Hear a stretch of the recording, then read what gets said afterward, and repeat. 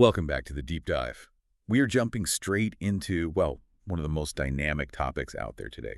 Social media. It's moving so fast, constantly sparking these huge debates, everything from elections to just how we feel day to day. So our source material today, it's excerpts from a piece called Social Media's Dual Impact. Yeah.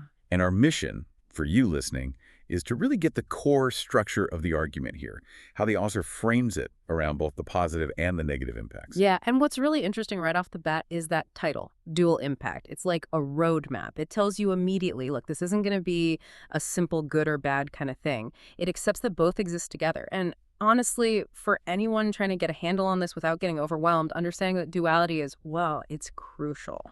Okay, so let's unpack that choice then. It Yeah. feels very intentional. Why insist on this balance, this dual reality? Because, I mean, let's be honest, a lot of the headlines scream negativity, don't they? Mental health, privacy, democracy. That's a really important point.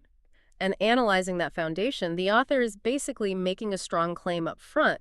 They're starting from the premise that both positive and negative forces are real and significant.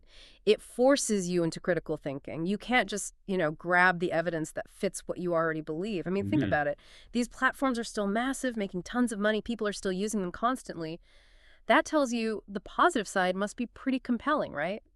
It has to be significant enough to get equal billing in the analysis. Right. It has to be baked into the structure somehow. Exactly. This whole framework pushes you to accept these, well, seemingly contradictory truths, that something can connect us and, at the same time, potentially tear things apart. And understanding that tension, that's probably the quickest way for you to cut through the noise and really see how these things work underneath. Yeah, you avoid getting stuck in one camp or the other. You start by seeing the inherent conflict. Okay, so let's tackle the first dimension the source mentions. The positive impacts of social media. The source states these benefits exist. So thinking about the architecture, the design of these platforms, what does the very existence of positive outcomes tell us? It tells us the basic utility is working, fundamentally. That these platforms are actually meeting some core human needs. And if you zoom out, these aren't just small side effects. We're talking about big things, connection, information. Think about a health crisis, for example. The speed information can spread, how public health messages can get out. That's huge, unimaginable before. Or, think about groups that didn't have a voice in traditional media.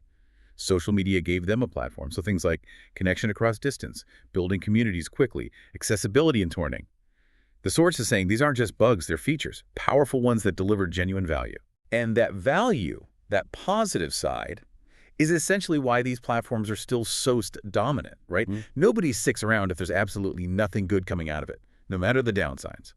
So the argument is that these positive forces are strong enough to be like half the story, a permanent part of the equation. Precisely. If you took away that positive category, the whole dual impact idea just falls apart. It's the structural reason they're still here and so widespread. And this is a crucial turn. That very connectivity, the engine driving the good stuff, is also where the risk comes from. Which brings us squarely to the other side, the negative impacts of social media, the side we often hear more about. And the source treats these negative impacts as just as real, just as necessary to understand the whole picture. It's basically saying, look, you have to see these downsides not as occasional problems, but as systemic consequences, baked right into the model. So, for instance, the same algorithm that gets vital health info out quickly, it can also push misinformation just as fast, maybe faster if it's emotional. The structure that lets marginalized groups connect, well, that same structure can be used for coordinated attacks, for amplifying division. It enables both. So it's not just about a few bad actors exploiting the system. It's about the system itself at scale having these unintended negative consequences. Exactly. It highlights this kind of critical structural aspect. The system doesn't really care about the content or the intent of what it's spreading. It just scales connection and information. And when you have billions of interactions happening super fast, things like addiction, anxiety, echo chambers, erosion of trust, they scale right along with the positive connections. The source is clearly dedicating space to these issues, suggesting they aren't side effects. They're the shadow, you could say, that inevitably comes with the benefits. Okay, wait a second, though. Yeah. If the positives are things like community and voice, but the negatives include serious stuff like mental health crises or even threats to democracy, doesn't the scale of those negative risks feel, well, bigger, more dangerous? Why does the author insist on framing them as sort of balanced halves of a whole? Is that just playing it safe academically? That's a fair question, and it gets right to the core of why this dual impact framing is actually quite sharp. The author isn't necessarily saying the impacts themselves are equal in, like, weight or danger. They're saying the presence of both positive and negative dimensions is structurally essential to what social media is.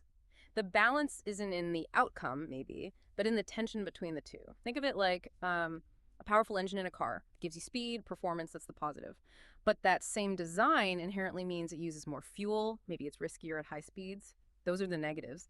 You can't really get rid of the downsides without fundamentally changing the engine that gives you the speed in the first place.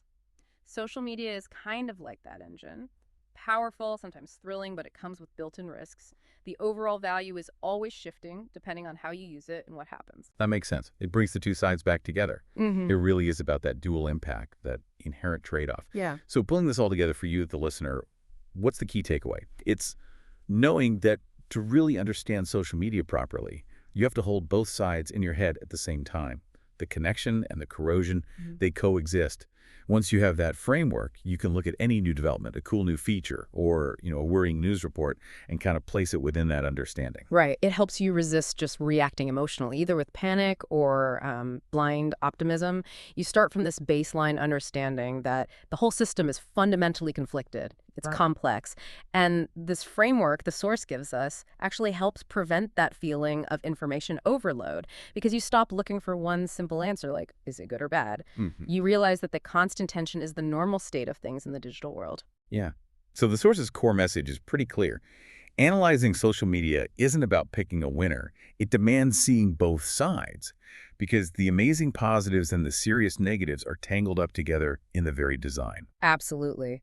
And that leaves us with the final thought, really, for you to take away and mull over building right on this structure.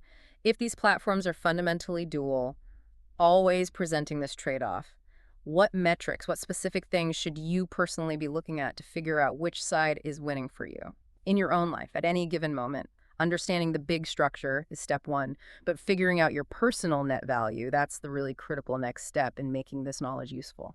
That's a really powerful question to end on. Definitely something to think about. Okay, that wraps up our deep dive for today. Thanks for joining us. We'll catch you next time.